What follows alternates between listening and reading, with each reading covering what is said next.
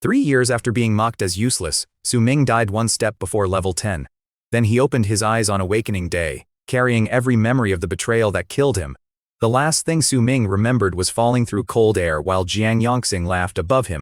Jiang had promised to help him reach level 10, but that promise had only been bait. At the finish line, Jiang shoved him into a sea of monsters and watched him disappear below.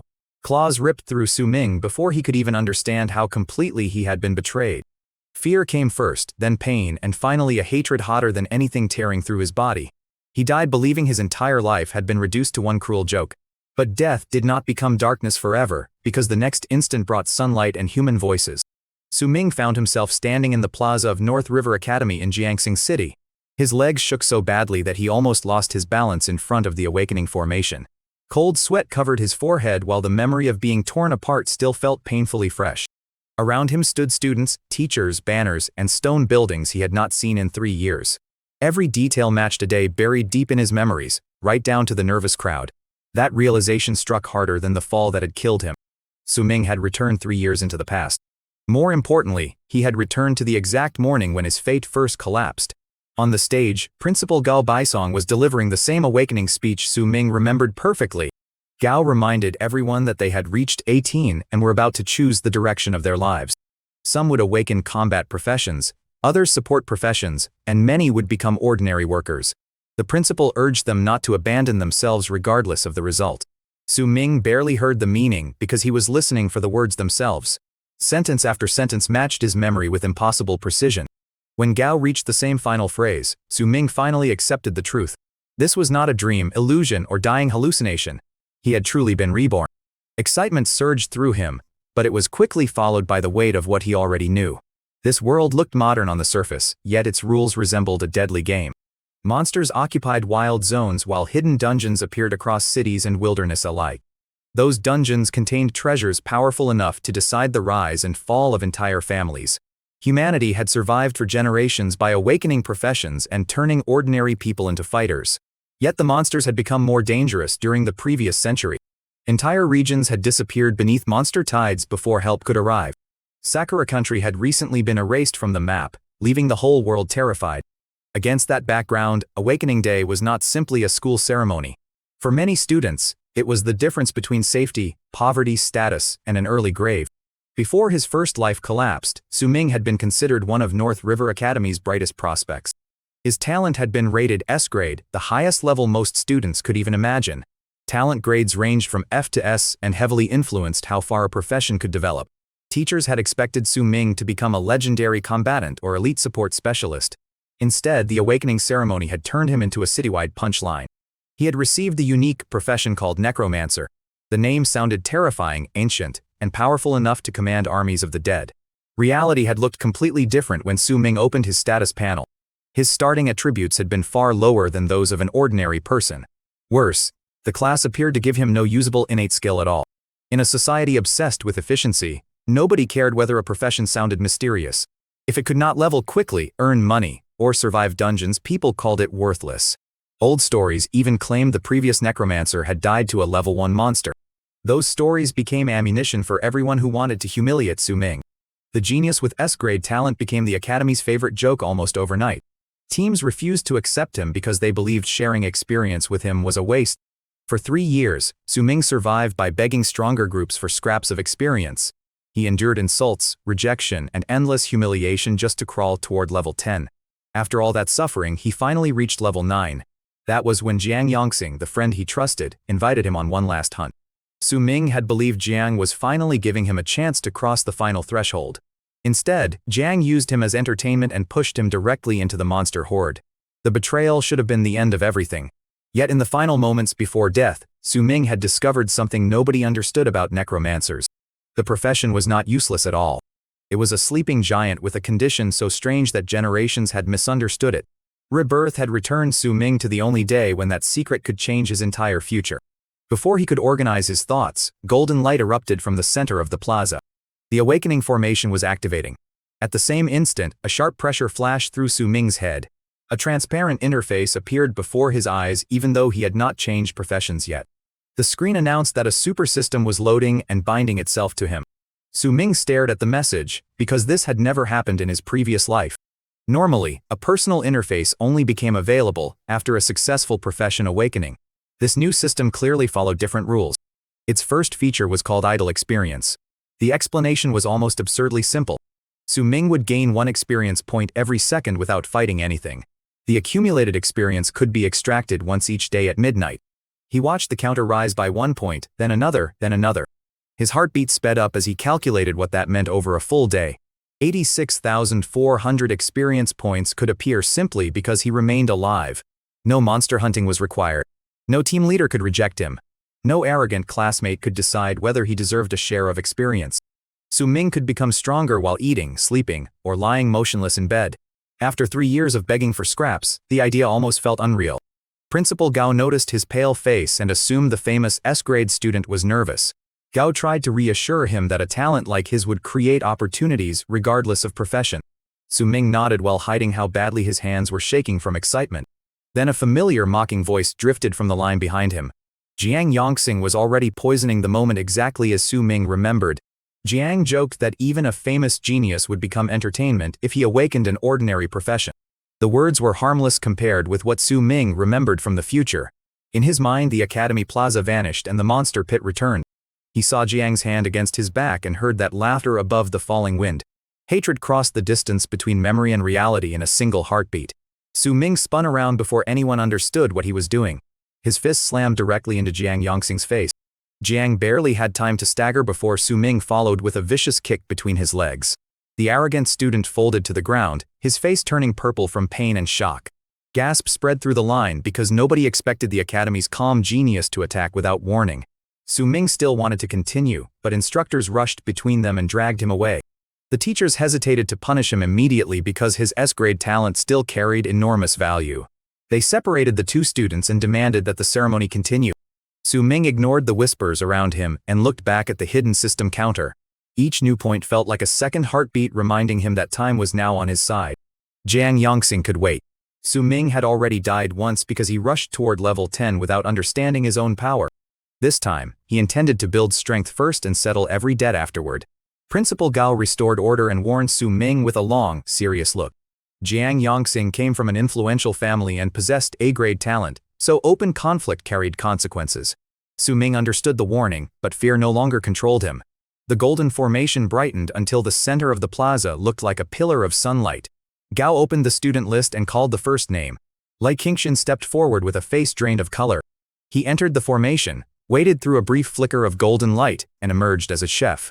The result was respectable for ordinary life but useless for anyone dreaming about dungeon combat. Nobody was surprised because combat and support professions were both relatively rare. Out of hundreds of students, only a small fraction would become true fighters. Wang Xiaohua entered next and awakened as a massage therapist. The crowd immediately filled the plaza with teasing whistles while she escaped with a red face. Then Gao called Hua Haitao. The atmosphere changed because Hua was another student with S-grade talent. He walked toward the formation with the confidence of someone already expecting applause. Before entering, Hua paused near Su-Ming and gave him a look full of open contempt. Su-Ming refused to react, which irritated Hua more than any insult could have done. The moment Hua stepped into the formation, the golden pillar erupted with violent brilliance. Clouds churned above the plaza while teachers leaned forward in excitement. Hua had awakened a genuine combat profession. Principal Gao looked almost relieved enough to celebrate personally. Hua returned to the crowd with his head high, soaking in every envious stare. As he passed Su-Ming, he deliberately made his superiority obvious. Su-Ming barely noticed because his hidden experience counter was still climbing every second. Hua could enjoy the applause for now. Su-Ming knew his own rise had already started before he even entered the formation. Dozens of names passed before Principal Gao finally called Su-Ming forward.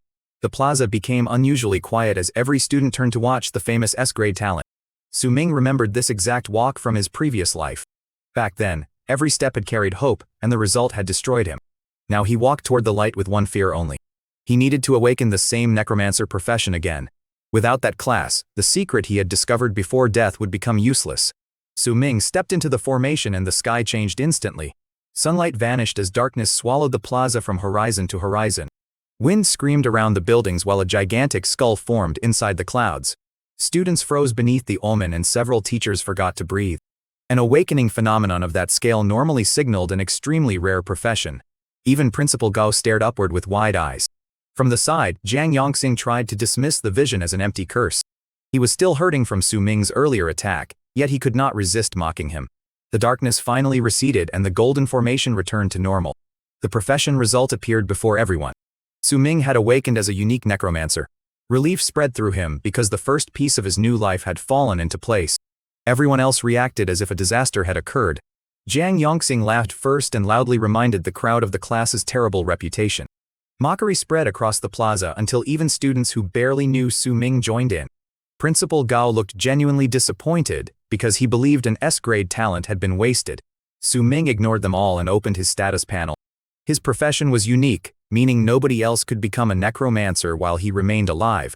His level was 1 and every basic attribute started at only 1 point. An ordinary person usually began with much higher values, making the panel look almost insulting. Yet the unique class also granted additional free attribute points whenever Su Ming gained a level. 6 unassigned points were already waiting for him. Su Ming placed every one of them into agility without hesitation. His agility rose from 1 to 7 and his body immediately felt lighter. His reactions sharpened while the movements around him seemed slightly easier to read. Strength could increase damage, spirit could support magic, and constitution could keep someone alive longer. Su Ming valued something more basic than all three. If an enemy could never touch him, raw damage became far less frightening. He returned to the group with a calmer expression than anyone expected from the supposed loser. Jiang Yongxing blocked his path and tried to humiliate him again. Su Ming dismissed him as a clone and walked straight past without slowing down. The cold response enraged Jiang more than shouting would have done. He had already been beaten once and could not accept being ignored by someone everyone called trash. Only the surrounding teachers prevented him from starting another fight. Soon Principal Gao called Jiang Yongxing into the formation. Jiang entered with a swagger meant to show that his own result would erase the earlier humiliation. He awakened as a mage, a profession valuable enough to restore his confidence immediately. Jiang returned laughing and made sure Su Ming saw how proud he was. Su Ming answered by checking the experience hidden on his system. Nearly 2,000 points had already accumulated while the ceremony continued. He remembered how painfully slow ordinary leveling would be for everyone around him. A single level 1 dungeon monster rewarded only a handful of experience points. Reaching level 2 normally required killing hundreds of such creatures or sharing even less within a team. Su Ming's system had already turned that entire struggle into background noise. A sharp cracking sound suddenly interrupted his thoughts. The golden pillar froze into a fractured column of ice around another student. Silver hair gleamed inside the frozen light as Yaling Fei completed her awakening. She was the 3rd S-grade talent of their year and carried an almost painfully cold presence. The formation announced an ice mage, sending another wave of excitement through the academy. Teachers understood immediately that her profession had enormous destructive potential. Yaling stepped out without acknowledging the worship surrounding her. She did not even spare Su Ming a meaningful glance. Jiang Yongxing noticed Su Ming looking in her direction and immediately tried another insult. Su Ming shut him down with a single cold response and refused to waste more attention on him. By the time the ceremony ended, only a few dozen students had awakened combat or support professions. Those students were ordered to report the next morning for their first novice dungeon trial. As the crowd dispersed, Wang Xiaoming approached Su Ming and slapped him warmly on the shoulder. Wang had awakened as a B-grade warrior and still treated Su Ming exactly like the friend he remembered. That simple loyalty brought back one of the most painful memories from Su Ming's previous life. Wang Xiaoming had died during the novice dungeon trial scheduled for the following day. Su Ming had missed that trial before, so he had never learned how his best friend was killed. This time Su Ming refused to let that death happen without a fight. He warned Wang Xiaoming to skip the dungeon trial, even though he could not explain the real reason. Wang naturally thought the warning sounded ridiculous and asked what had gotten into him. Su Ming could only say that he had a terrible feeling about the next day. Wang laughed off the concern, but he knew Su Ming rarely spoke without a reason. The two friends separated at a crossroads while evening settled over Jiangxing City. Su Ming watched Wang disappear and silently hoped one changed decision could erase a future funeral. His first day back was not finished yet. Another memory from his previous life was waiting in a dark alley on the road home. A familiar girl stood beneath the weak streetlight as if she had been expecting him. Her name was Shen Yao, the girl Su Ming had once chased with embarrassing devotion. In his first life, he had mistaken her attention for genuine affection. Rebirth stripped that illusion away before she could say more than his name. Su Ming stepped close and slapped her across the face with all the anger he had carried back. Then he turned and ran before the hidden trap could close. 4 large men immediately rushed from the shadows exactly as he remembered. In his previous life, Shen Yao had used herself as bait to deliver him into their hands. The beating that followed had left him hospitalized for an entire month. That lost month had also kept him away from opportunities he could never recover. 7 points of agility changed the outcome completely this time. 2 men tried to seal the alley exit, but Su Ming burst between them before their hands could close. The thugs spun around too late and watched him vanish into the darkness. Su Ming heard furious shouting behind him and felt the sting still burning across his palm. He knew Shen Yao would be standing there with rage and disbelief replacing her usual confidence. The obedient boy she remembered had disappeared 3 years before she even understood why. Su Ming no longer cared whether she hated him. His system, his profession, and the secrets surrounding his family mattered far more now. He reached home and opened the door to a dark, silent apartment. When the lights came on, his father was sitting motionless on the sofa. Su Chong looked gaunt, unshaven, and exhausted enough to seem decades older than he really was. 5 years earlier, a dungeon incident had destroyed both his body and his spirit. Su Ming's mother had died during that same mission. Su Chong returned alive, but hidden injuries had taken most of his former strength. Since then, he had lived like a man who had survived without truly returning home. The old resentment between father and son rose quickly when Su Chong learned about the necromancer profession. His hollow laugh sounded more like despair than amusement. Su Ming had endured that disappointment quietly during his first life. Rebirth made silence impossible. He demanded to know what had really happened 5 years earlier, and why his father never spoke about it. Su Chong reacted with the pride of the berserker he had once been. He kicked over a table and angrily called the necromancer profession worthless. Su Ming clenched his fists until his nails pressed into his palms. Instead of backing down, he made himself a promise. He would become strong enough that his father could never dismiss him again. Then he would force every hidden truth about that old dungeon mission into the open. Before either of them could continue, a heavy impact shook the front door. Someone outside threatened to break it down if Su Ming refused to open it. He immediately understood that Shen Yao had given the thugs his address. The timing could not have been worse. His idle experience was still accumulating and could not be extracted until midnight.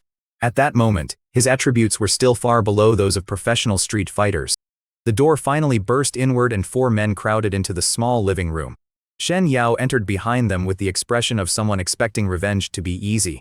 The leader made it clear that Jiang Yongxing's side had ordered them to finish the job. Shen Yao coldly denied having any real connection to Su Ming. She had already chosen the rich and talented Jiang Yongxing as the person worth following. One thug noticed Su Chong on the sofa and dismissed him as another helpless loser. Su Ming stepped forward and told them to deal with him instead of touching his father. That protective instinct made something complicated flicker through Su Chong's tired eyes. The 4 men raised their clubs and charged. Su Ming braced for impacts he knew his body could not handle. Instead, heavy thuds landed somewhere in front of him. Su Chong had moved between his son and every incoming weapon. The frail man suddenly stood with the presence of someone the thugs should never have provoked. His suppressed profession revealed itself as berserker. The room seemed to contract beneath the killing pressure rolling from his body. Every thug froze the moment they understood who was standing in front of them. A high-level combat professional could erase men like them before they reached the doorway. Su Chong ordered them out with a roar that shattered their courage. The attackers fled so quickly that Shen Yao nearly tripped over them while escaping. Su Ming watched the broken doors swing behind them and felt an unfamiliar mix of pride and worry. His father had protected him, but the display had come at a terrible cost. The moment the door closed, Su Chong bent forward and coughed bright blood onto the floor. Simply releasing his old power had reopened hidden internal injuries. Su Ming rushed forward, but his father pushed him away before help could become pity. Su Chong staggered into his room and shut the door behind him. The silence that followed felt heavier than their earlier argument. Su Ming finally understood that his father's weakness was far worse than he had imagined. He returned to his own room and stared at the clock while the minutes crawled toward midnight. The system had activated around early afternoon, so tens of thousands of points were waiting to mature. Each changing second felt slower than the last. When midnight arrived, Su Ming opened the system with trembling hands. The accumulated experience had reached almost 40,000 points. He extracted everything immediately. The enormous number appeared on his panel while his level remained at 1. That detail mattered more than it seemed. Experience did not automatically force a level increase. Su Ming could stockpile it and decide later whether to spend it on levels or abilities. In his previous life, gathering a similar amount had cost nearly 3 years of misery. Now 1 partial day had produced it while he mostly stood still. Laughter escaped him before he could stop it. He lay back on the bed and stared at the ceiling with a grin that refused to disappear. Su Ming deliberately chose not to level yet. Arriving at the novice dungeon with impossible progress would attract questions before he was ready. He wanted to enter as the same helpless necromancer everyone expected to see. Then he could reveal only as much power as survival required. Sleep never really came that night. By morning, anticipation carried more energy than rest could have provided. Su-Ming dressed quickly and headed back toward North River Academy. He had spent 3 years hearing that necromancers were worthless. The novice dungeon would finally give him a place to prove the world had misunderstood everything. Students were already gathering in the plaza when he arrived. Su-Ming immediately searched for Wang Xiaoming. His best friend was nowhere in sight. Relief loosened a knot Su-Ming had carried since the previous afternoon. Wang had apparently taken the warning seriously enough to stay away. That single absence meant the future had already begun to change. Jiang Yongxing appeared behind Su-Ming before he could enjoy the thought. Shen Yao stood beside Jiang with one arm wrapped closely around his. The pair clearly expected their display to hurt the boy who had once chased her. Su-Ming felt nothing except disgust. He looked away so quickly that Jiang mistook indifference for hidden heartbreak. Jiang laughed loudly, convinced that he had won another private battle. The instructor began roll call once the remaining students arrived. Only one expected name was missing, and that name belonged to Wang Xiaoming. The mentors waited several extra minutes because skipping a first dungeon trial was almost unheard of. Eventually they could delay no longer. 4 experienced mentors led the awakened students toward the novice dungeon. Their levels were high enough that ordinary level 1 monsters should have posed almost no threat. During the ride, Jiang Ming explained the rules to the nervous rookies. Every ordinary monster inside was supposed to be level 1. The final boss was only expected to reach level 2. The dungeon reset at midnight, replacing dead monsters and making darkness far more dangerous. Students who became separated needed to escape before the reset whenever possible. Other academies also used the same dungeon, so human conflict was another danger to remember. Su-Ming stared through the window because he already knew every rule from bitter experience. In his first life, this novice dungeon had imprisoned his progress for almost a year. He had been too weak to move beyond its easiest monsters. Remembering that struggle now felt almost embarrassing. The group eventually reached the guarded portal leading into the dungeon. Students registered with identification cards while mentors distributed basic equipment. When Su-Ming's turn came, an instructor offered him the wooden staff expected for a summoner. Su-Ming refused it and asked for a different weapon. The instructor assumed he had misunderstood his own profession. Summoners normally relied on spirit power, making a staff the obvious beginner choice. Su-Ming calmly requested a bow instead. The strange choice attracted attention from everyone standing nearby. Jiang Yongxing immediately used the moment to mock the skillless necromancer again. Laughter spread when Jiang suggested that even a kitchen cleaver might suit Su-Ming better. The instructor looked at him with pity but handed over a common bow. Its only useful bonus was a small increase to agility. That was exactly the kind of advantage Su-Ming wanted. He thanked the instructor and walked directly toward Jiang Ming. Su-Ming announced that he intended to enter the dungeon alone. He made clear that he would accept responsibility for whatever happened inside. Jiang Ming stared at him as if he had just volunteered to die. Wealthy students sometimes entered alone with hidden bodyguards nearby. Su-Ming had no visible protection, no respected profession, and no reason to survive by himself. Jiang Yongxing laughed hard enough to bend forward when Su-Ming started walking toward the gate. Even Jiang Ming decided chasing him would waste effort on someone already determined to be reckless. The academy now placed its hopes on Yiling Fei and Hu Haitao instead. Su-Ming was simply the former genius everyone expected the dungeon to humble permanently. Before the argument ended, Yiling Fei also requested permission to separate from the school group. Jiang Ming's attitude changed instantly when the academy's prize mage spoke. He offered to arrange a private mentor rather than allow her to disappear without protection. A middle-aged man in a sharp suit stepped forward beside Yiling. The pressure radiating from him told Jiang Ming that this was no ordinary family servant. The man, Uncle Zhang, promised that Yiling's family would handle her safety personally. Jiang Ming quickly accepted because Uncle Zhang was clearly far above the novice mentors. Yiling walked away with her bodyguard while more students began making their own requests. Jiang Ming looked ready to lose patience with the entire class. Su-Ming had already stopped listening. He reached the entrance where 2 uniformed guards checked his identification. Both men looked surprised when they saw a level 1 necromancer entering alone. One guard quietly warned him not to throw his life away for pride. Su-Ming answered with calm certainty and asked to be admitted. The guards exchanged helpless looks, returned his card, and wished him luck. Su-Ming stepped through the swirling portal. The bright entrance vanished behind him, and a dark forest formed around his body. Twisted trees crowded together while damp earth and cold vegetation filled the air. Su-Ming gripped the common bow and moved deeper beneath the branches. To the monsters inside, his visible level made him look like defenseless prey. That was exactly what he wanted them to believe. A green shape burst from the bushes after only a short search. The goblin carried a rusted cleaver and charged with complete confidence. Su Ming smiled because he had finally reached a place where nobody could see his system. He ordered the stored experience to raise his level.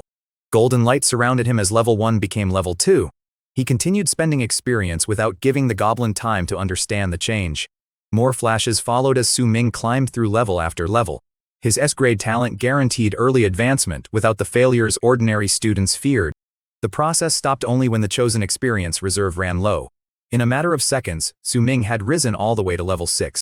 His status panel now showed major increases across every basic attribute. 30 new free attribute points were waiting for distribution. Most fighters would have balanced those points between offense, defense, and utility. Su Ming rejected that logic completely. He poured every available point into agility. His speed value exploded far beyond anything a normal level 6 rookie should possess. The physical change was immediate. His body felt lighter, his balance sharper, and the goblin's movements suddenly seemed painfully slow. The monster had attacked a helpless level 1 student and found something completely different standing there. Su Ming raised the bow and released several arrows in rapid succession. The first shot struck the goblin before it could close the distance. His low strength kept the damage from becoming overwhelming, but speed compensated through repeated hits. The injured monster turned and tried to escape through the trees. Su Ming crossed the gap in only a few strides. 2 final arrows dropped the goblin face first into the dirt. The system confirmed the kill and awarded a tiny amount of ordinary experience. For Su Ming, however, the corpse itself was worth far more than those few points. Su Ming first recovered the arrows because his beginner quiver held only a limited supply. Then he split the goblin's skull and removed a small glass-like magic crystal. Even a level 1 crystal had real value because monster energy powered much of modern civilization. His family needed every bit of money it could get while Su Chong remained unable to work. Su Ming stored the crystal and turned his attention back to the dead goblin. This was the moment that had taken him 3 years to understand in his previous life. He placed one hand on the corpse and remained perfectly still. 10 seconds passed, then 30, and finally a full minute. A system notification appeared only after that entire waiting period ended. The necromancer had successfully extracted the monster's death information. A chill of excitement ran through Su Ming because the misunderstood condition had worked again. Everyone believed necromancers had no useful skill because nobody waited long enough after touching a corpse. In combat, a full minute beside a dead monster looked pointless and dangerously inefficient. That impatience had hidden the class' true ability for generations. Su Ming opened the summon panel and found a new stored entry. The dead goblin could now be recreated as a skeleton warrior. He activated the summon and a black vortex opened across the forest floor. White bones climbed from the darkness carrying a rusted cleaver identical to the dead goblin's weapon. The creature looked fragile, but Su Ming could barely contain his satisfaction. He had created his first soldier. More importantly, summoning it consumed no meaningful spirit energy.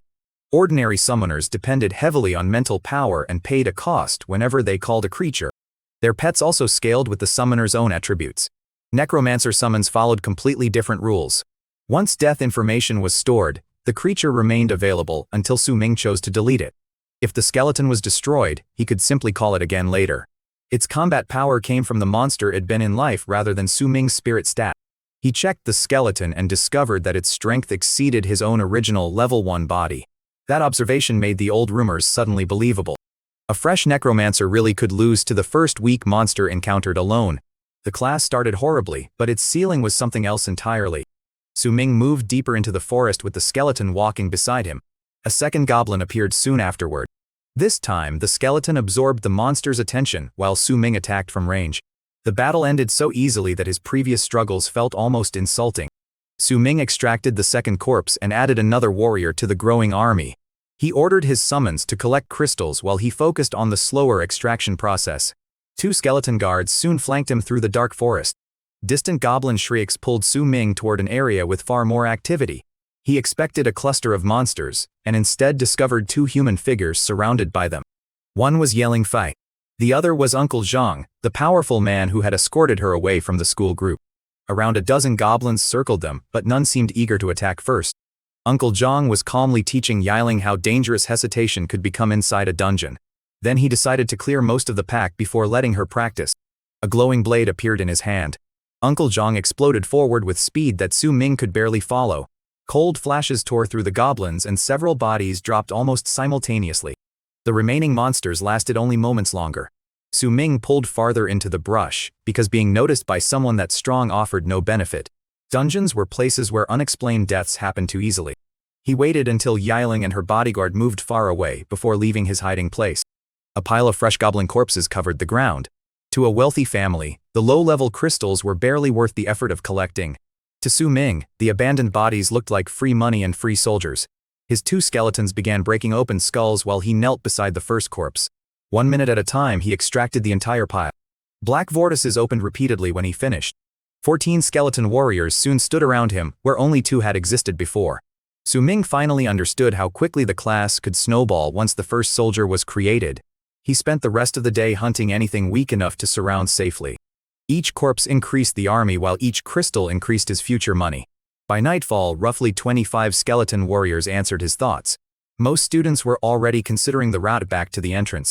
Su Ming did the opposite and built a small fire deeper inside the dungeon. He wanted to remain through the midnight reset because fresh monsters meant more bodies to harvest. A wandering goblin noticed the fire and charged straight into the camp.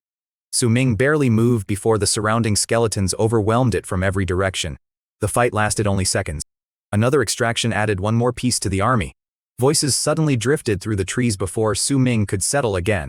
He dismissed the skeletons into their black portals and climbed quietly into a high branch. 3 figures entered the clearing below and inspected the abandoned fire. The leader was Jiang Yongxing. Seeing him inside the same dungeon brought Su Ming's hatred back with frightening speed. 2 stronger men accompanied Jiang as private protection. 1 older guard left to scout the perimeter while Xiao Chong remained beside the young master. Su Ming stayed hidden above them and studied the situation. The older guard was clearly too dangerous to challenge directly. Xiao Chong looked weaker, and Jiang Yongxing himself was still only a rookie. The opportunity was far better than Su Ming could have expected. He remembered the future betrayal and decided not to let the chance pass peacefully. Black vortices opened silently beyond the firelight. Skeleton warriors began appearing between the trees until Jiang and Xiao Chong were nearly surrounded. Su Ming gave the army one simple priority. Every summon was to reach Jiang Yongxing. Xiao Chong heard movement first and warned his master to stay alert. Jiang initially dismissed the danger, because the older guard had just checked the area. Then a white skeleton stepped into view. More followed from every direction until the confidence vanished from Jiang's face. The dungeon was supposed to contain goblins, not organized undead soldiers. Xiao Chong identified the creatures as low-level threats and prepared his staff. His revealed level placed him far above Su Ming in direct combat. That difference no longer frightened Su Ming the way it once would have. The skeletons charged together. Xiao Chong answered with repeated fireballs that shattered several warriors on impact. Jiang stayed glued behind his guard and contributed almost nothing to the fight. Every time a skeleton was destroyed, Su Ming simply summoned it again from the shadows. Xiao Chong slowly realized the battle was not producing normal experience rewards. Worse, the dead creatures refused to stay dead. He begged Jiang to help instead of hiding behind him. Jiang reacted with outrage, insisting that protection was exactly what his family paid the guard to provide. That selfishness forced Xiao Chong to defend one fixed position rather than fight freely. Su Ming watched from above and let the endless pressure do its work. This was the real reason extreme agility suited a necromancer so well. If the summoner remained unreachable, the army could grind stronger enemies down through repetition. Xiao Chong finally understood that someone nearby had to be controlling the skeletons. He had no time to search because every opening exposed Jiang Yongxing. Exhaustion darkened his face as more bone weapons closed around them. With no better option, Xiao Chong released a powerful area spell. A large flame formation ignited beneath him and exploded through the clearing. Fire erased a huge section of Su Ming's army in one violent burst. The cost was obvious when Xiao Chong nearly collapsed afterward. Jiang only complained that the stronger spell should have been used sooner. Su Ming knew the explosion had created another problem. The older guard would hear it and return quickly. There was time for one final attempt before retreat became necessary. Su Ming summoned the destroyed skeletons again and forced Xiao Chong into another desperate defense. Jiang ordered his exhausted guard to repeat the powerful flame attack. Xiao Chong managed it, but his legs nearly failed after the second explosion. Su Ming drew the common bow from his branch. He aimed at Jiang Yongxing's throat while the guard struggled to remain upright. The arrow cut through the firelight before either man noticed the release. Xiao Chong reacted at the last possible instant and shoved Jiang aside. The projectile buried itself in the guard's arm instead. Jiang crashed face first into the dirt and initially screamed at Xiao Chong for pushing him. Then he saw the arrow and understood that an unseen attacker had nearly killed him. Su Ming released several more shots before their formation recovered. Xiaochang intercepted some with fire, but one arrow struck Jiang in the shoulder. Pain dropped the arrogant mage to the ground. Skeletons surged toward him while Xiaochang burned through the last of his energy. One undead warrior broke through and raised its blade over Jiang Yongxing. Su Ming believed the debt from his previous life was finally about to close. A spear flashed into the clearing instead. One strike shattered the attacking skeleton before its weapon could fall. The older guard had returned. Su Ming abandoned the attack immediately and vanished deeper into the forest. He had almost killed Jiang, but staying another second would have turned revenge into suicide. The older guard raced toward the hidden firing position and found only an empty branch. Su Ming's agility had carried him far beyond the clearing before the pursuit truly began. Behind him, the guards tried to understand what had attacked them.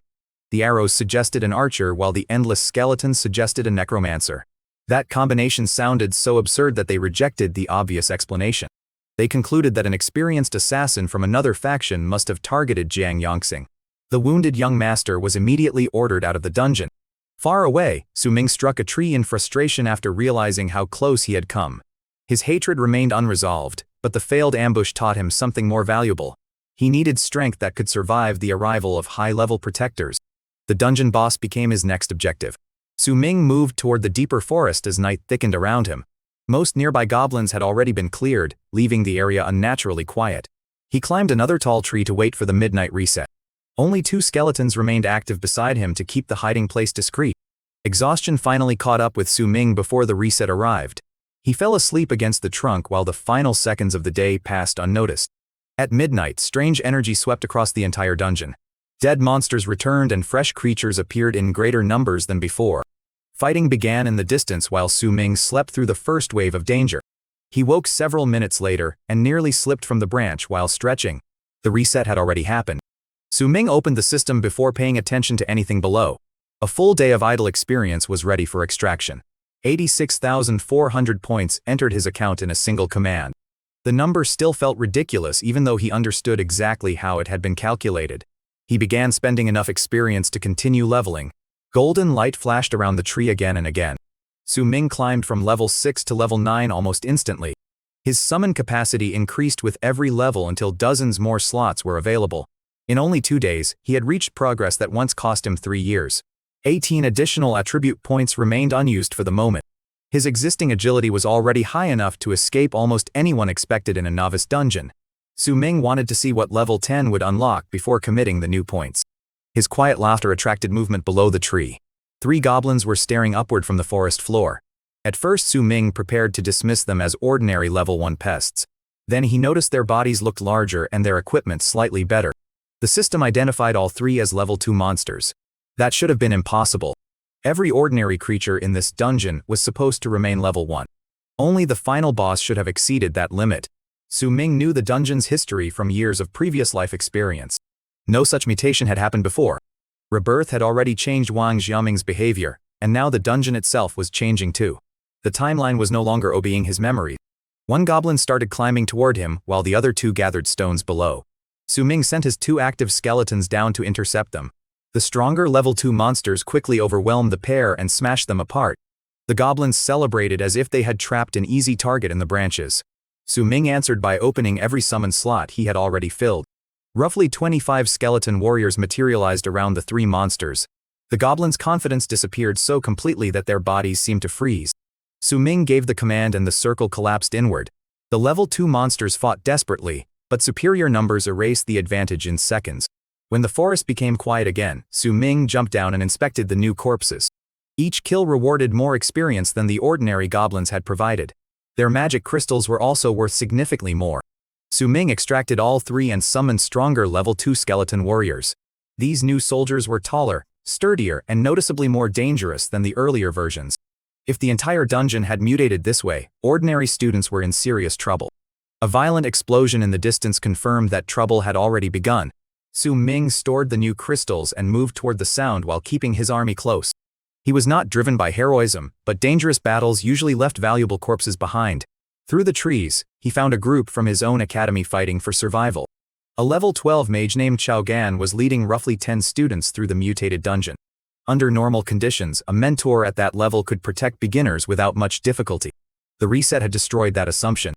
More than a dozen level 2 goblins pressed the group, while additional shapes moved beyond the firelight. Su Ming remained in the brush and watched the formation buckle. These were the same classmates who had mocked him for entering alone. Their earlier laughter did not inspire much sympathy now. A stray goblin noticed Su Ming and rushed toward his hiding place. Skeletons intercepted it before the monster could make a sound near him.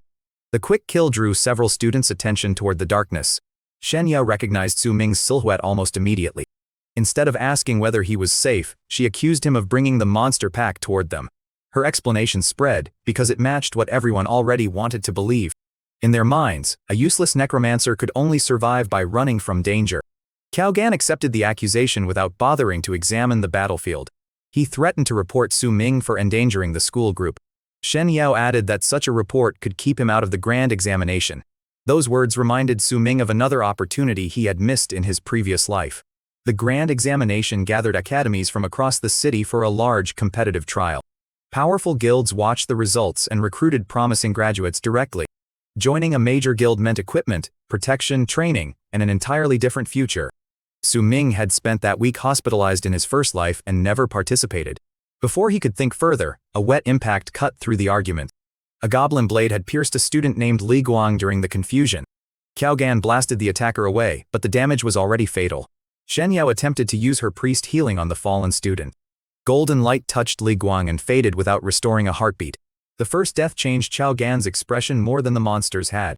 A guided student death would trigger an investigation into his conduct. Rewards could disappear, his position could be damaged, and punishment could follow. Shen Yao immediately offered him an easier target for the blame. She pointed at Su Ming and insisted that the entire disaster had started because of him. Cao Gan seized the excuse before anyone could question how little sense it made. He ordered the surviving students to remember the same version of events. Several nodded because sharing the lie protected them from responsibility as well. Su Ming watched a teacher teach students how to build a scapegoat in real time. The mutated goblins interrupted the conspiracy by attacking again. Cao Gan turned back to combat while the students struggled to keep their formation together. By the time the final monster fell, 2 more students had died. 3 deaths transformed Cao Gan's fear into desperation. He could no longer treat Su Ming as a convenient side issue. Blaming the entire disaster on him became Cao Gan's best chance of protecting his career. The mentor ordered Su Ming to come out of the darkness and surrender. Shen Yao joined the pressure and mocked Su Chong's damaged condition. That insult made Su Ming's expression turn colder immediately. Cao Gan recognized Su Chong's name and added even uglier rumors about the old dungeon mission. He claimed Su Ming's father had survived only because he was a coward and deserter. Then the group dragged Su Ming's dead mother into the humiliation as well. His hands tightened around the bow until the wood creaked softly. Shen Yao lowered her voice and proposed an accusation even worse than negligence. She suggested claiming that Su Ming himself had murdered the 3 dead students. Even Cao Gan looked surprised by how quickly she escalated the lie. Then he understood the advantage.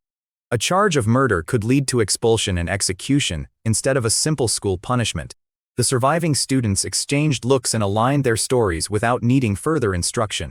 Cao Gan publicly accused Su Ming of killing his classmates and demanded surrender. At that point, Su Ming's disgust finally outweighed his desire to remain hidden. He stepped from the trees with the bow already drawn. Several arrows crossed the clearing before the group realized the argument had become a fight. Cao Gan destroyed the first volley with fire and laughed at the idea of a rookie challenging him. Shen Yao immediately used the attack as proof that their false accusation had been correct. Su Ming walked fully into the torchlight and stopped hiding his combat status. A level marker appeared above him. It showed level 9. Every voice in the clearing stopped. Shen Yao stared at the number as the system itself had made a mistake. Cao Gan had trained students for years and had never seen anyone reach level 9 in 2 days. The achievement was even harder to accept because Su Ming supposedly possessed the worst profession imaginable. Cao Gan demanded to know what trick he was using. Su Ming gave him no explanation. The mentor's embarrassment quickly turned into rage because students were watching his authority collapse. He repeated the murder accusation and ordered everyone to support his version of events. Shen Yao begged him to kill Su Ming before the situation changed again. Cao Gan also remembered that Jiang Yongxing's family would reward anyone who removed this problem. Fear, greed, and self-preservation pushed him toward the same decision. He launched a fireball directly at Su Ming. The blast struck something solid and exploded across a wall of bone. A skeleton warrior had appeared between Su Ming and the spell. Shen Yao's face lost even more color when she saw the undead guard. Cao Gan tried to dismiss the summon as a cheap trick. Su Ming calmly invited the rest of his warriors into the clearing. Black portals opened beneath trees, behind rocks, and beside the frightened students. 10 skeletons became 20, then nearly 30. Red points of light filled empty eye sockets around the entire battlefield. The group finally understood that Su Ming was not merely surviving despite his class. The class itself was the reason he had become terrifying. Su Ming ordered the skeletons forward. Qiao Gan forced the students to fight beside him and released another wide flame burst. Several low-level skeletons shattered instantly under the stronger spell. The students recovered enough courage to attack the damaged front line. Within minutes, the first wave of summons had been destroyed. Qiao Gan laughed through heavy breathing and demanded to know what Su Ming could do next. Shen Yao shouted for the mentor to finish him before another surprise appeared. Su Ming looked at the girl he had once treated with embarrassing loyalty. Her eagerness to see him dead erased any remaining doubt about the person she had become. Shen Yao made clear that she considered Jiang Yongxing far more valuable than Su Ming could ever be. Su Ming answered by summoning the destroyed skeletons again. The forest floor opened beneath another wave of black portals. Fresh-looking bone warriors rose, where Qiao Gan believed the first army had already been eliminated. The mentor's confidence cracked visibly. They fought again, but the same nightmare repeated itself. Every destroyed summon returned after a short command from Su Ming. The students began to understand why killing the army did not solve anything. Qiao Gan finally realized these were permanent summons rather than ordinary dungeon monsters. The discovery turned his professional knowledge upside down. A class dismissed as useless could field an army that refused to stay dead. Qiao Gan also understood a more personal danger. If Su Ming survived and revealed this ability publicly, attacking him would become a career-ending crime. The entire country might treat a functioning necromancer as a strategic asset. Qiao Gan decided the only safe future was one in which Su Ming never left the dungeon. He blasted a path through the skeletons and rushed directly toward the summoner. The abandoned students screamed because their strongest protection had just left them behind. Qiao Gan ignored them and launched another fireball at close range. Su Ming moved sideways so quickly that the spell passed through empty space. His extreme agility finally revealed why he had invested so heavily in one attribute. Qiao Gan stared in disbelief because a necromancer should not have been faster than a trained mage. Su Ming summoned new skeletons directly across the mentor's path. Qiao Gan smashed through them, but each obstruction cost more time and energy. Su Ming never expected a level 1 skeleton to win the duel by itself. He only needed the army to drain a stronger enemy until one opening appeared. Behind Qiao Gan, the unprotected students were already collapsing beneath the undead pressure. Several begged Su Ming to stop and promised they would forget everything they had seen. Shen Yao also began pleading once the possibility of death became real. Su Ming remembered that moments earlier they had agreed to frame him for murder. Mercy suddenly sounded very different when they were the ones asking for it. Qiao Gan continued chasing while his breathing became rough and uneven. His attacks missed because Su Ming's speed kept stretching the distance at every turn. Each missed spell consumed more mana while returning skeletons closed behind him. Finally, Qiao Gan slowed enough for Su Ming to raise the bow again. Several arrows forced the exhausted mage to spend his remaining focus on the threat ahead. That was exactly the distraction Su Ming needed. A skeleton emerged behind Qiao Gan and drove a rusted blade into his back. The mentor collapsed before he could recover his balance. More skeletons reached him before he could crawl away. Qiao Gan tried to use his position at the academy as protection after force had failed. He warned that killing a mentor would bring the authorities down on Su Ming. Su Ming lowered the bow as if the warning had convinced him. Relief crossed Qiao Gan's face for one fatal instant. A skeleton attacked from behind and ended the mentor's resistance. Su Ming had deliberately avoided making the final strike with his own bow. The battlefield was already filled with goblin weapons and monster corpses. He believed an investigation would struggle to prove which blade had caused which wound. When Su Ming looked back toward the surviving students, their courage had completely disappeared. The skeletons closed around them one by one. The people who had agreed to accuse him of murder were now trapped by the lie they created. Shen Yao became the last one left standing. She immediately changed tactics and tried to revive the affection Su Ming once had for her. Shen Yao promised to accept him and blamed Jiang Yongxing for leading her astray. Su Ming responded with a cold laugh and turned away from her performance. He still had work to do among the monster corpses. Dozens of goblins lay across the battlefield after the two overlapping fights. Su Ming began extracting them one by one while his skeletons gathered valuable crystals. He also tested Qiao Gan's body and confirmed that necromancer extraction only worked on monsters. Human corpses gave him nothing. Shen Yao watched in silence and slowly convinced herself that Su Ming still could not hurt her. Her attention eventually shifted toward the growing pile of magic crystals. Even surrounded by death, greed returned to her expression. Su Ming noticed and felt only disgust. By the time the extraction work ended, his summon count had more than doubled. Many of the new warriors were stronger level 2 versions from the mutated goblins. Shen Yao approached with a forced sweetness and tried to act as if reconciliation had already happened. Su Ming pushed her hand away and refused to play along. Skeleton warriors moved into position around her instead. Shen Yao finally understood that she was not being forgiven. She was being escorted. Su Ming marched her deeper into the dungeon until they encountered another small goblin pack. 5 level 2 monsters watched the pair from ahead. Shen Yao remained calm because she had already seen Su Ming's army destroy larger groups. She assumed he would protect her automatically. Su Ming ordered her forward instead. The priest stared at him because combat was not the role she expected to perform. She tried to appeal to him with the same soft behavior that had once controlled him. Su Ming repeated the order and received another refusal. He finally shoved her away and commanded the skeletons to withdraw. The 5 goblins immediately recognized the exposed target. Shen Yao's confidence vanished as the monsters advanced. She begged Su Ming to restore the protection around her. He remained at a distance and deliberately refused to intervene. The goblins overwhelmed her while Su Ming watched without changing his decision. By the time the attack ended, Shen Yao was mortally wounded and no longer a threat to anyone. The goblins then turned toward Su Ming as if another easy target had remained behind. That assumption lasted only until black portals opened across the path. Dozens of skeleton warriors surrounded the 5 monsters. Su Ming ordered the army forward and ended the encounter quickly. He checked Shen Yao afterward and found that she had already died from her injuries. There was no satisfaction left in the moment, only the final closure of another betrayal. Su Ming turned away and continued searching for the dungeon boss. His army had grown so large that keeping every summon active created too much noise. He dismissed most of them before passing areas occupied by other academy teams. Powerful people were still operating inside, and exposing his full strength carried unnecessary risk. At the dungeon entrance, meanwhile, officials were finally recognizing the scale of the mutation.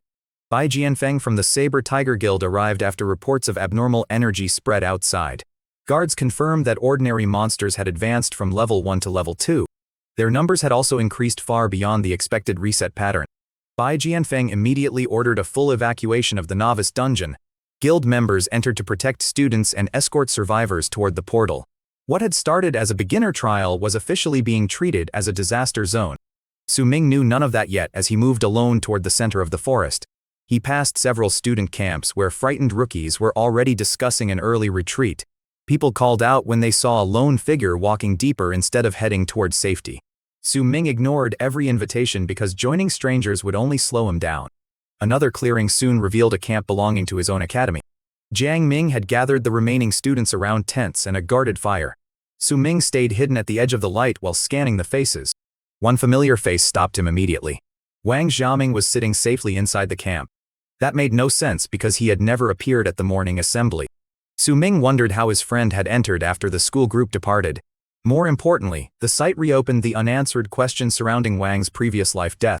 The dungeon mutation could not have caused it before because that mutation had never happened then. Su Ming began watching the camp more carefully.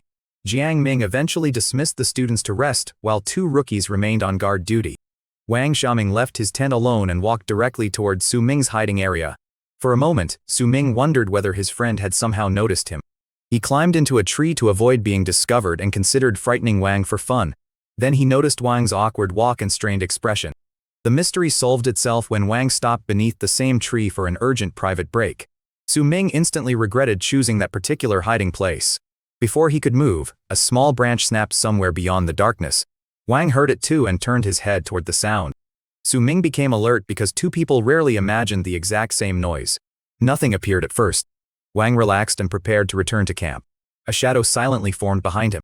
The hidden figure held a dagger angled toward Wang's back. Su Ming shouted a warning from the tree. The sudden voice startled both Wang and the attacker. Su Ming released an arrow at the same instant. The assassin twisted aside just in time, and the projectile struck the ground nearby. Wang finally saw the person who had been standing behind him. It was Huai Tao. The S-grade student had approached under the stealth skill of an assassin profession. Su Ming immediately understood the missing piece from his previous life. Wang Xiaoming had not died because of a random dungeon accident. Huai Tao had tried to murder him where nobody would discover the truth. Wang demanded an explanation because the 2 classmates had never shared any obvious grudge. Hua responded that valuable treasure was enough reason for ordinary people to become targets. Then his body vanished into stealth again. Wang gripped his sword and tried to track an enemy he could no longer see. Even while frightened, he told Su Ming to get behind him for protection. The instinct touched Su Ming more than he expected. Wang still believed the necromancer class made his friend helpless. Su Ming dropped from the branch and told him that the protection would work the other way around. His visible combat status changed as he landed. Level 9 appeared above Su Ming in the darkness. Wang stared so hard that he nearly forgot the hidden assassin around them. Hua Haitao was undoubtedly watching the same impossible number from stealth. Su Ming opened black portals around the clearing. Skeleton warriors marched out until more than 70 surrounded the two friends. He formed an inner defensive ring around himself and Wang Xiaoming. A second ring expanded outward to seal every escape route. The supposed trash profession had become a mobile fortress in less than 2 days. Hua Haitao remained hidden, but fear betrayed him in an embarrassing way. Su Ming noticed a suspicious smell and a small puddle appearing where no person was visible. The stealth skill concealed a body, not the signs of panic that body left behind. Su Ming had almost ordered the skeletons to attack when Jiang Ming's voice came from the camp. The mentor was approaching with 2 students to investigate the disturbance. Su Ming dismissed the army and hit his level before the newcomers reached the clearing. Hua Haitao's stealth expired at nearly the same moment. He reappeared pale, trembling and visibly humiliated. Jiang Ming demanded to know why 3 students were wandering outside the protected camp. To him, Su Ming still looked like the same weak necromancer who had entered alone. The mentor expressed genuine surprise that he was even alive. Su Ming answered casually and avoided explaining anything further. Hua Haitao also refused to reveal the murder attempt because doing so would expose his own crime. He offered an awkward excuse and kept his head low. The nearby students struggled not to laugh at how frightened the famous genius looked. Jiang Ming ordered everyone back towards safety and returned to camp. He did not invite Su Ming to join them. Su Ming preferred it that way. Once the mentor disappeared, he turned back toward Hua Haitao. All arrogance had vanished from the assassin's face. Hua warned that he could scream for Jiang Ming if Su Ming attacked him. The threat sounded weak coming from someone whose legs were still shaking. Su Ming asked what treasure had been valuable enough to justify murdering Wang Xiaoming. Wang removed a ring and showed a glowing upgrade stone. The answer immediately made sense. The ring provided storage space, which was already valuable for any dungeon fighter. The upgrade stone was far rarer and could grant an immediate level increase. Its success depended on talent grade, but even imperfect odds were worth enormous amounts of money. Wang explained that he had found a weakened boss and managed to land the final killing blow. Hua Haitao had apparently watched from stealth and decided stealing the reward was worth a murder. Wang offered both treasures to Su Ming as repayment for saving his life. Su Ming accepted the storage ring but refused the upgrade stone. His idle experience made the stone far more valuable to Wang than to him. Su Ming also warned that keeping such treasure without enough strength would invite another attack. Wang considered the danger and crushed the upgrade stone on the spot. Golden light surrounded him as the item attempted to force an advancement. His B-grade talent gave the early upgrade a strong chance of succeeding. The light faded with Wang Xiaoming safely at level 2. Hua Haitao looked physically pained while watching a fortune disappear into progress he could not steal. Rustling suddenly moved through the bushes around them. Several monster shapes were approaching through the dark. Hua Haitao activated stealth and fled without warning either classmate. Wang turned toward the academy camp because the others needed to know an attack was coming. He asked Su Ming to come with him. Su Ming refused because traveling with the school group would expose too much of his power. He intended to reach level 10 and unlock a true survival skill before becoming careless. Wang accepted the decision after remembering the army he had just witnessed. He ran back toward camp while Su Ming slipped the storage ring onto his finger. The ring contained only a modest pocket of space, but that was enough to change how much loot he could carry. More glowing eyes appeared between the trees as monster numbers continued rising. An explosion from the direction of camp announced that the new fight had already started. Su Ming smiled and called his warriors back into the forest. More than 70 skeletons formed around him. He stopped thinking like a lone rookie and started moving like the center of an army. Level 2 goblins appeared in groups, but numbers no longer favored them. Su Ming used simple tactics instead of flashy skills. Skeletons fixed monsters in place while he attacked exposed targets from range. Each kill added ordinary experience and another possible corpse for extraction.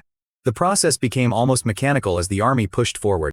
Within a short time, his summon count climbed into the 80s. Only a handful of empty slots remained. Su Ming continued hunting until those slots were nearly filled. Then he began deleting weaker level 1 skeleton data to make space for better versions. One corpse at a time, level 2 goblin warriors replaced the fragile first generation. By the end of the process, 90 stronger skeletons answered his commands.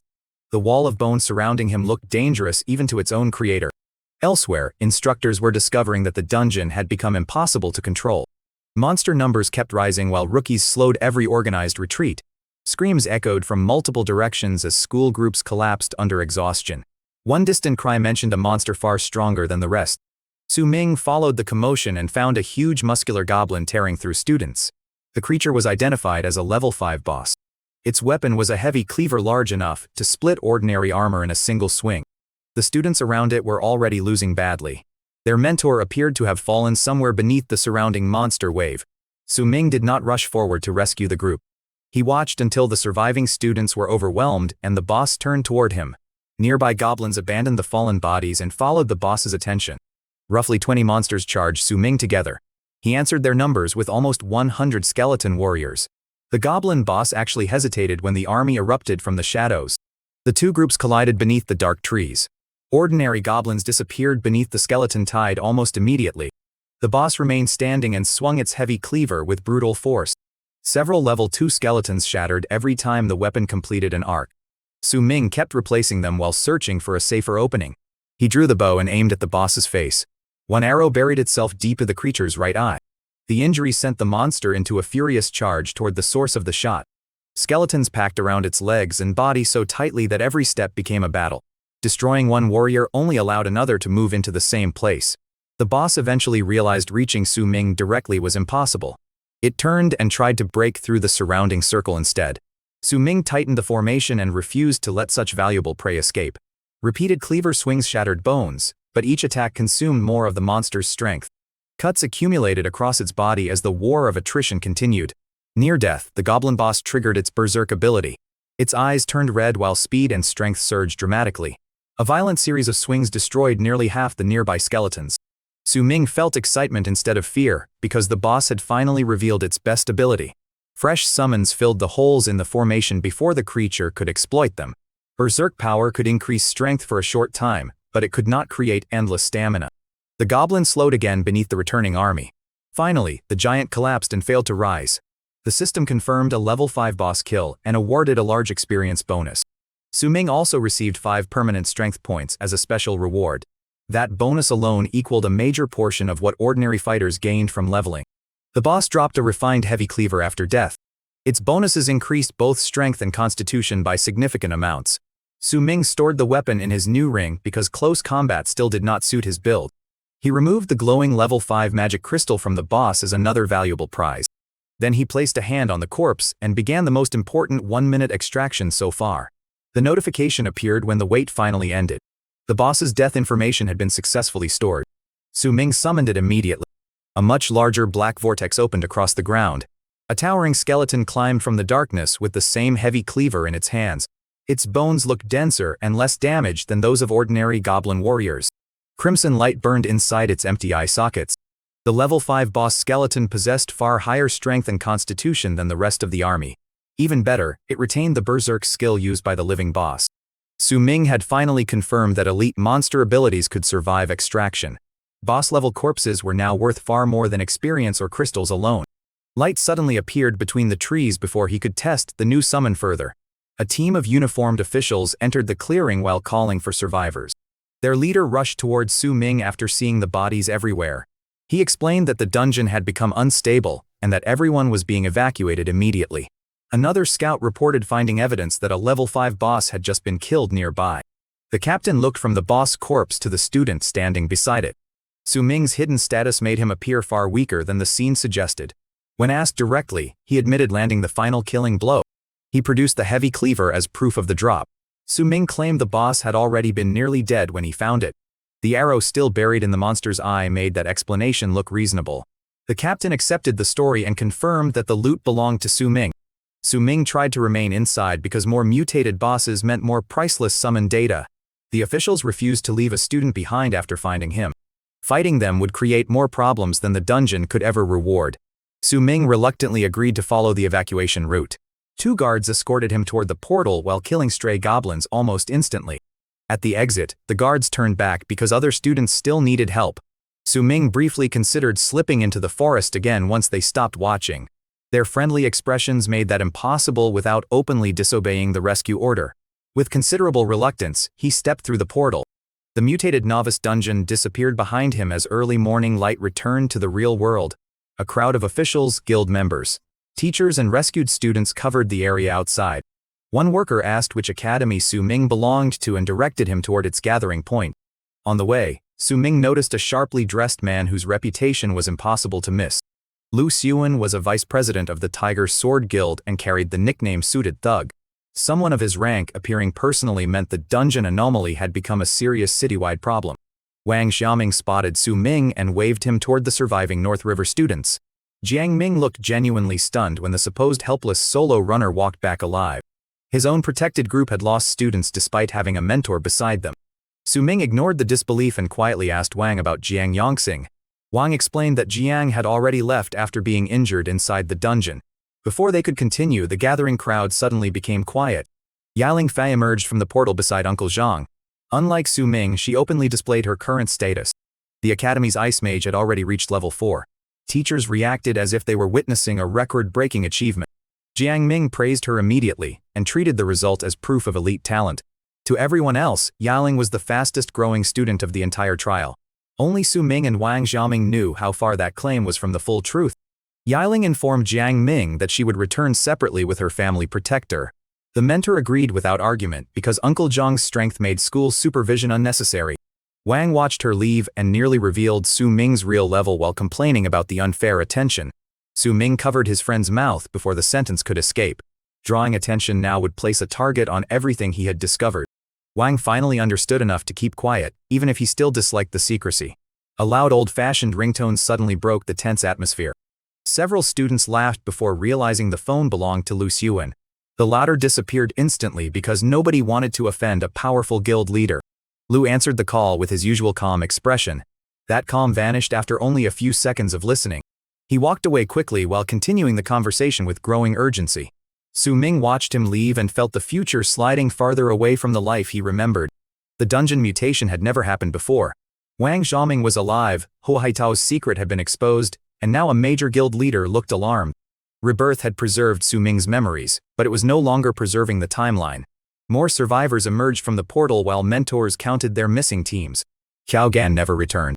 After enough time passed, officials told the remaining teachers to stop waiting for people still inside. The meaning was brutal but clear. Anyone not already found had almost no realistic chance of surviving the mutated dungeon. North River Academy eventually returned to campus with far fewer students than it had sent out.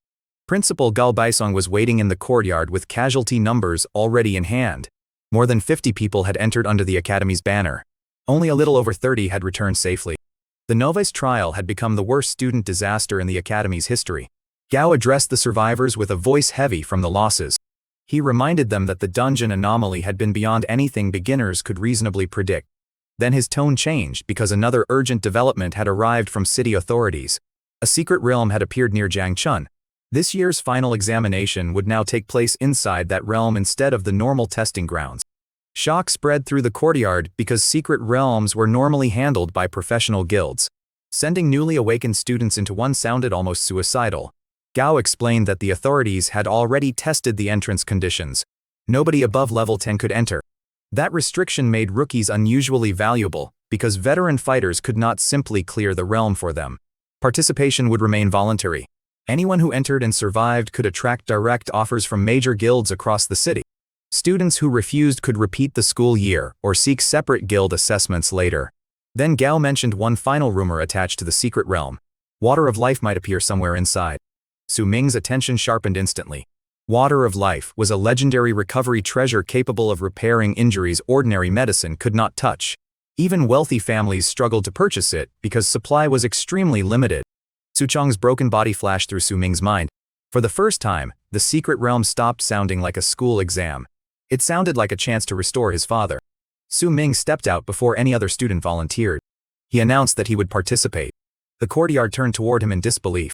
Most students still thought of him as a level 1 necromancer surviving through luck and stubbornness. Jiang Ming warned that a secret realm would be far more dangerous than the mutated novice dungeon. Su Ming repeated his decision without hesitation.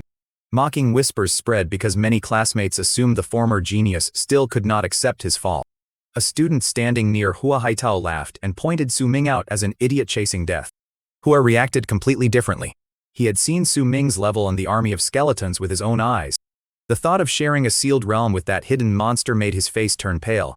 Hua angrily shoved the laughing student away and tried to avoid attracting attention. Principal Gao noticed the reaction and turned directly toward him.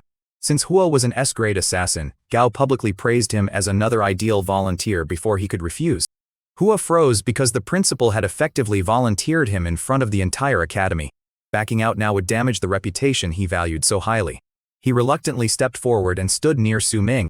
One brief sideways glance from Su Ming was enough to make sweat appear across Hua's forehead. 2 additional students eventually volunteered as well. Wang Xiaoming stayed in the crowd because he understood his current limits. Gao announced that the volunteers would represent the academy in 2 days. Mentors would normally help them gain levels and prepare equipment before departure. Su Ming immediately declined the assigned training support. Gao frowned because refusing help looked reckless for someone with a supposedly weak profession. Jiang Ming sarcastically suggested that Su Ming's talent for escaping danger might be enough preparation. He then described how the necromancer had somehow survived the mutated dungeon alone. Principal Gao's expression changed as the story continued. Pity slowly gave way to curiosity. A truly helpless level 1 student should not have survived conditions that killed protected classmates. Gao accepted Su Ming's request to train independently. After Su Ming walked away, the principal quietly admitted that the boy was clearly hiding something. Hua Haitao heard that conversation while trying to conceal how badly his legs were shaking. Jiang Ming mistook the sweat for discomfort from the weather. Hua used the excuse and left as quickly as possible. Su Ming did not go home immediately after leaving the academy. His storage ring was filled with monster crystals, and he finally had enough loot to solve another problem. He headed toward the Treasure Pavilion, a national chain specializing in monster materials and equipment. A young employee greeted him with professional warmth and led him toward a private sales area. Su Ming explained that he wanted to sell monster essences. Then he emptied the storage ring across the table. Dozens of glowing level 1 and level 2 essences covered the surface. The employee's practiced expression disappeared for a moment. A newly awakened student normally arrived with 1 or 2 weak cores, if any at all. Su Ming had brought enough loot to resemble the results of an organized hunting team. She asked whether he had collected everything personally. Su Ming simply confirmed it and asked for the total value. The first batch included 25 level 1 essences and more than 100 level 2 essences. At the pavilion's standard rates, the pile was worth more than 60,000 yuan. Su Ming then remembered the level 5 boss core still inside his ring. He placed the larger glowing crystal on the table. The employee stared at him again with an expression that mixed curiosity and disbelief. Su Ming claimed luck had placed the weakened boss in front of him. The pavilion offered another 20,000 yuan for the rare core. His total sale rose above 80,000 yuan. The payment notification reached his phone only minutes later. For the first time across 2 lives, Su Ming had enough money to buy serious equipment. He immediately asked to see weapons. The employee led him toward a quiet gallery filled with bows of different grades. A refined bow offered only a small agility increase for a price Su Ming considered wasteful. A rarer model offered more speed but still did not justify the cost in his eyes. One powerful Kylin bow could create flaming arrows, yet its price exceeded his entire balance. Then Su Ming noticed a simple weapon called the Void Bow. Its raw agility bonus was modest. The special effect was what mattered. The bow could create energy arrows directly from the string. Physical ammunition would no longer limit how long Su Ming could fight from range. The price was 80,000 yuan, almost everything he had just earned. The employee offered to let him test in a reinforced practice room. Su Ming accepted and drew the bow toward several targets. Energy formed automatically as he pulled back the string. He released 3 shots in rapid succession. Golden streaks crossed the room and shattered all 3 targets. The weapon solved one of the biggest weaknesses of his high-speed ranged fighting style. Su Ming decided to buy it immediately. The employee was still staring at his combat performance when he presented the payment card. During the test, she had glimpsed enough of his status to realize he was level 9. A level 9 necromancer using a bow only 2 days after awakening made no professional sense to her. She completed the purchase but clearly no longer saw him as an ordinary student. Su Ming stored the void bow and prepared to leave. Before he reached the exit, the employee hurried after him with a small personal business card. She introduced herself as Lin Anchi and asked him to contact her directly for future transactions. The pavilion did not casually offer personal service to customers without potential value. Su Ming understood that his display had moved him into a different category in her eyes. He accepted the card and left the treasure pavilion as the sky began turning orange. His phone balance now looked painfully small after the expensive purchase. More than 80,000 yuan had turned into roughly 1,500 yuan and one exceptional bow. Su Ming decided the weapon was worth the temporary poverty. He stopped at a supermarket and spent part of the remaining money on meat and fish. His family had lived cheaply for years because Soo-chang could no longer earn like before. Carrying real food home felt almost as satisfying as buying new equipment. Su-ming even began imagining his father's reaction when he eventually revealed his true level. The peaceful mood disappeared when several figures stepped from the shadows of a narrow alley. They were the same thugs who had chased him after the confrontation with Shen Yao. The men recognized Su-ming and assumed they had finally found an easier second chance. They blocked the alley and warned each other not to let his unusual speed escape again. Su-ming kept walking toward them instead of turning around. Fear had been replaced by a very different emotion since their last meeting. He was almost grateful that unfinished trouble had delivered itself directly to him. The thugs laughed when he continued approaching with grocery bags still hanging from both hands. Behind them, a black portal opened without making a sound. The level 5 goblin boss skeleton stepped into the alley carrying its massive cleaver. One thug noticed movement first and tried to warn the others. The leader dismissed him until the skeleton attacked. The transformed boss moved through the group with speed and strength none of them could match. Their ambush collapsed before they could even reorganize around the new threat. Within moments, the alley became silent. Su-ming walked past the fallen men without showing the fear he had felt during their first visit. He dismissed the boss skeleton back into darkness and continued toward home. The difference between yesterday and today could not have been clearer. One day earlier, Soo-chang had nearly destroyed himself protecting Su-ming from these same men. Now Su-ming could remove the threat without putting his father in danger. He opened the apartment door and found television news covering the dungeon disaster. Reports confirmed that the novice dungeon had suffered a major anomaly with heavy student casualties. The broadcast also mentioned the newly discovered secret realm and its use as the upcoming final examination. Soo-chang asked whether the dungeon shown on television was the one Su-ming had entered. Su-ming confirmed the mutation and described the sudden appearance of stronger monsters. His father stared at the screen while hearing how many students had died. He quietly told Su-ming that surviving such an event was extraordinary luck. Then the secret realm report returned to the screen. Soo-chang immediately advised his son not to participate in something so dangerous. He offered to ask an old acquaintance for a safer guild placement instead. Su-ming explained that he had already registered for the secret realm examination. The remote control flew across the room and struck him in the chest. Soo-chang rose from the sofa with more anger than Su-ming had seen in years. The wounded former berserker ordered his son to cancel the decision immediately. Su-ming remained calm because his reason had nothing to do with pride or school reputation. He told his father about the rumored water of life inside the realm. The name stopped Soo-chang's anger for a moment. Su-ming explained that he intended to retrieve it and repair the injuries destroying his father's body. Soo-chang answered with bitter disbelief because a level 1 necromancer had no chance of claiming such treasure. Su-ming realized words would never convince him. He stopped suppressing his status and allowed the real information to appear. Necromancer remained listed as the profession. The level beside it was 9. Soo-chang fell completely silent as the impossible number hovered in front of him. Soo-chang rubbed his eyes as if the interface might disappear when he looked again. It did not. His son had awakened only 2 days earlier and had already reached a level most rookies needed years to approach. Even elite families normally required massive resources to force such progress in 48 hours. A household struggling to buy decent food had no such resources. Soo-chang asked how something so impossible had happened. Su-ming refused to explain the entire secret yet. He only said the display proved he possessed enough strength to enter the secret realm by choice. Then he hid the status again and carried the groceries into the kitchen. Soo-chang remained standing in the living room, trying to rebuild his understanding of his own son. The profession everyone mocked as trash had produced level 9 progress in 2 days. If that information spread, attention would come from far beyond North River Academy. Soo-chang followed Su-ming into the kitchen with urgency replacing his earlier anger. He asked whether anyone else knew the real level. Su-ming assured him that only a very small number of people had seen enough to suspect the truth. Soo-chang warned that secrecy mattered until his son could truly protect himself. Extraordinary talent attracted support, but it also attracted greed, fear, and people willing to remove future rivals. Su-ming already understood that lesson better than his father realized. His first life had ended because a trusted friend decided betrayal was easier than loyalty. Soo-chang still tried one more time to persuade him away from the secret realm. He told Su-ming to forget about the water of life and protect his own future instead.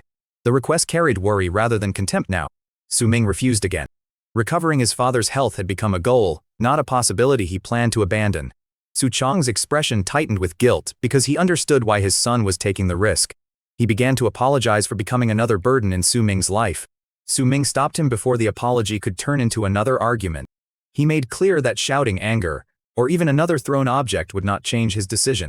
Then Su Ming decided to show his father one more reason for confidence. Black vortices opened around the kitchen. Pale skulls and armored bone shoulders began emerging from the darkness. Su Chong stumbled backward against the counter in shock. The apartment was too small to fully summon the army, so Su Ming closed the portals immediately. His father stared at the empty air where the skeletons had appeared. Su Ming explained simply that those creatures were his summons.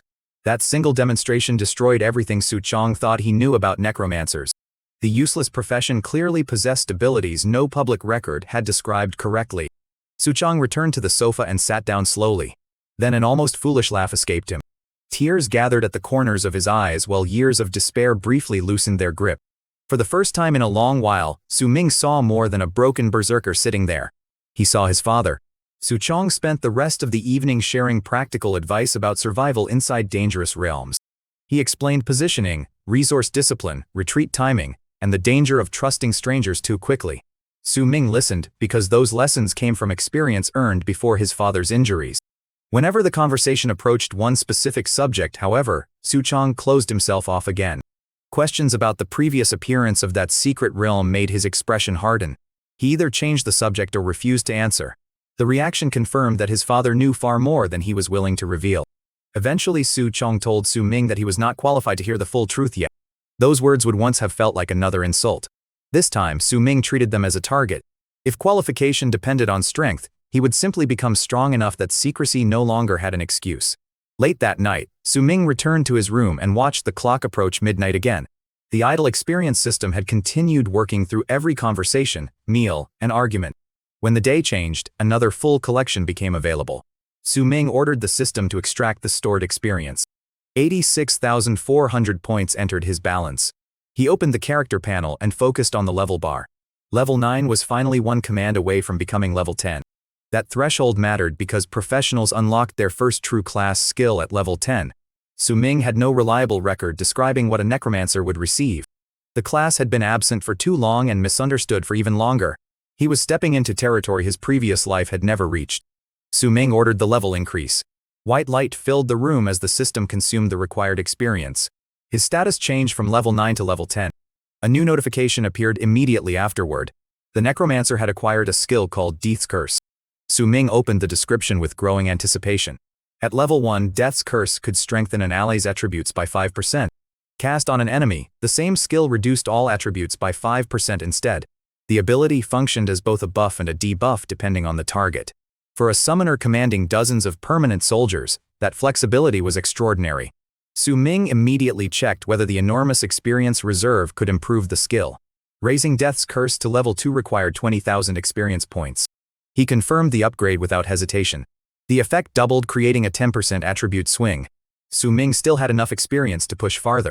Level 3 required another 50,000 points. He spent them as well. 70,000 experience points disappeared in moments, but the new skill became dramatically stronger. Another system notification appeared after the upgrades ended. Reaching level 10 had satisfied a condition for advancing the super system itself. The interface described its current form as the basic stage. An intermediate stage upgrade was now available for 10,000 experience points. Su Ming stared at the option while possibilities multiplied in his mind. The idle experience feature alone had already overturned the rules of his life. A stronger version of the system might contain abilities even harder to imagine. He resisted the urge to make every decision at once. Instead, Su Ming closed the system notice and reviewed his current character panel carefully. His profession remained the unique necromancer. His level was now 10, exactly the maximum permitted for entering the secret realm examination. Strength had increased enough to make his fragile starting body less embarrassing. Agility remained his dominant attribute by a massive margin. Spirit and constitution had also risen naturally with his levels. His summon list had expanded to more than 90 stored undead warriors. Almost all were level 2 goblin skeletons. The level 5 boss skeleton remained the most dangerous individual soldier in the army. Death's Curse now sat at level 3. Su Ming also had 24 free attribute points still waiting for a decision. Before spending them, he tested the new skill on himself. Black light flashed around his body when Death's Curse activated as a beneficial effect. Power immediately spread through his muscles and senses. Su Ming grabbed his phone and timed how long the improvement lasted. The effect remained active for almost exactly 3 minutes. More importantly, the cost to his mental energy and stamina was surprisingly small. He could use the skill repeatedly without exhausting himself after only 1 or 2 casts. That result settled the argument about his remaining stat points. Spirit did not need extra investment simply to support Death's Curse. Su-Ming placed every free point into agility again. His speed attribute rose to roughly 70. The build would look absurd to most professionals. Even dedicated archers normally balance speed with damage and survivability.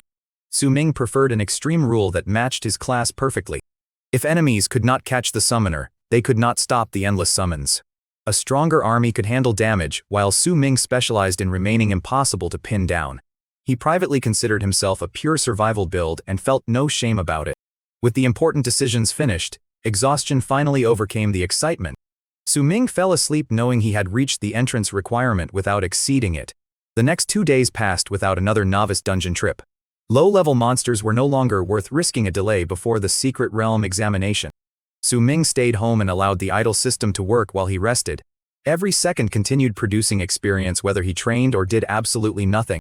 2 full daily collections added another 172,800 points. Combined with what remained from earlier, his stored experience climbed above 200,000. The morning of the examination finally arrived with an alarm blaring beside the bed. Su-Ming reached for it half asleep and silenced the noise with more force than necessary. He sat up slowly, rubbed his face, and remembered exactly what day it was. Before washing, he opened the system one more time. Death's Curse still had room for another upgrade. Raising it from level 3 to level 4 required 100,000 experience points. Su-Ming confirmed the cost. The system deducted the points and completed the upgrade instantly. Death's Curse reached level 4. Its beneficial effect could now raise a target's attributes by 20%. Used offensively, it could reduce an enemy's attributes by the same 20%. That represented a massive swing before a single skeleton even attacked. Su-Ming still retained more than 100,000 experience points afterward. It was not enough for the next skill upgrade, so he saved the remainder. He washed, dressed, and prepared for the academy assembly. When Su-Ming entered the living room, another surprise was waiting. Su-Chang had already prepared breakfast. The gesture was small, awkward, and completely different from the lifeless man Su-Ming had returned home 2 days earlier. His father told him to eat before leaving for the secret realm examination. Su-Ming sat down and felt the strange tension of a family trying to remember how normal mornings worked. Su-Chang looked as if he wanted to give advice, but was afraid another argument might start. The meal carried the emotional weight of a farewell neither man wanted to describe that way. Su-Ming tried to keep the atmosphere ordinary, because fear would not change the exam waiting outside. During breakfast, Su-Chang mentioned that an old family acquaintance had heard about the examination. Uncle He had insisted on driving Su-Ming to the academy personally. Su-Ming immediately said that transportation was unnecessary. He was perfectly capable of reaching school by himself. Su-Chang explained that the decision was no longer really his to make. A knock sounded at the front door before Su-Ming could refuse again. Su-Chang hurried toward it with more energy than his damaged body usually showed. The door opened to reveal a huge man standing in the hallway. Uncle He was nearly 6 feet 3 inches tall, broad-shouldered, dark-skinned, and openly cheerful. His thick smile contrasted sharply with the nervous atmosphere inside the apartment. He greeted Su-Ming as if this were an ordinary school morning rather than the start of a dangerous examination. Uncle He reminded them that Su-Chang was in no condition to drive anyone across the city. For that reason, he had already decided to take responsibility for the trip. Su-Ming managed a polite smile because arguing with both older men would only waste time. A few days earlier, almost every person around him had treated the necromancer profession as a dead end. Now his father was preparing breakfast and an old family friend had arrived to see him safely to school. The changes were small compared with level gains and summoned armies, but Su-Ming noticed them anyway. Rebirth had not only returned lost time.